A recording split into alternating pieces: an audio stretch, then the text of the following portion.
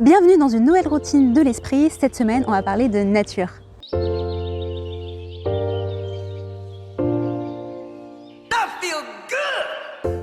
Travailler dans un endroit clos, sans lumière, peut avoir des effets négatifs sur notre productivité, notre santé et notre bien-être.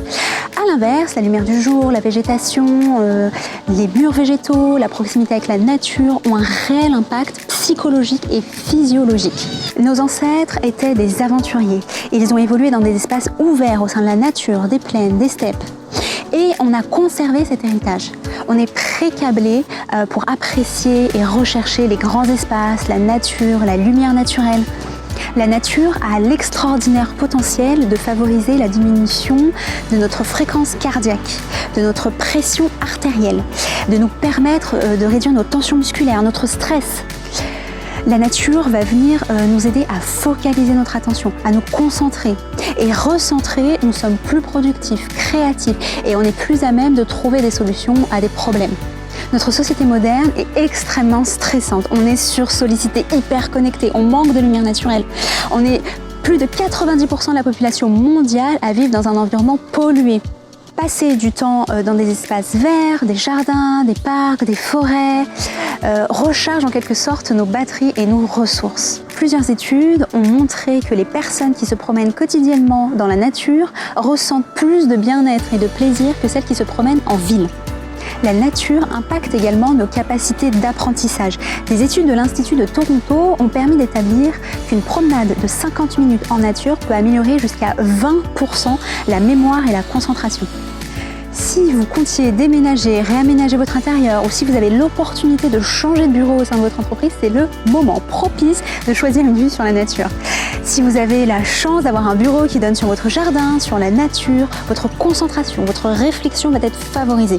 Des bénéfices sont aussi valables dans le domaine de la santé. Une expérience a été réalisée dans un hôpital et la moitié des patients ont été installés dans des chambres avec une vue sur la nature et l'autre moitié avec une vue sur des murs. Le premier groupe de patients qui avait une vue sur la nature a passé moins de jours à l'hôpital et a consommé moins d'antidouleurs. Notre besoin de rester connecté à la nature n'est pas forcément compatible avec l'urbanisation. Et c'est dans ce contexte qu'a notamment émergé ce qu'on appelle le design biophilique. C'est le fait d'intégrer la nature dans l'architecture ou la décoration d'intérieur. Vous avez sûrement des exemples en tête d'architecture qui arrivent à intégrer la nature. Moi, ce qui me vient en tête, par exemple, c'est la gare de Madrid avec son magnifique jardin tropical. On peut citer aussi les façades végétales, comme le mur du musée du Quai Branly, la grande épicerie de Paris, le magnifique mur, par exemple, à l'angle des Petits Carreaux dans le 2e arrondissement à Paris. Il y a aussi des écoles, des universités, des bâtiments avec des cours ou des toitures végétalisées. Plus modestement, mais tout aussi efficace, on peut investir dans des magnifiques plantes vertes chez soi ou au travail. Des chercheurs se sont penchés pendant plusieurs mois sur l'impact des plantes au travail et ont démontré qu'elles permettaient d'augmenter la productivité de 15%. Donc, pour la routine de cette semaine, invitez la nature chez vous. Ça tombe plutôt bien puisque le bois, le rotin, l'osier, les matières naturelles font partie des grandes tendances actuelles.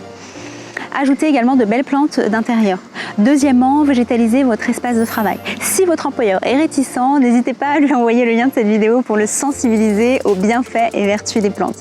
Et enfin, découvrez ou redécouvrez la nature à proximité de chez vous, dans les jardins, les parcs, les forêts.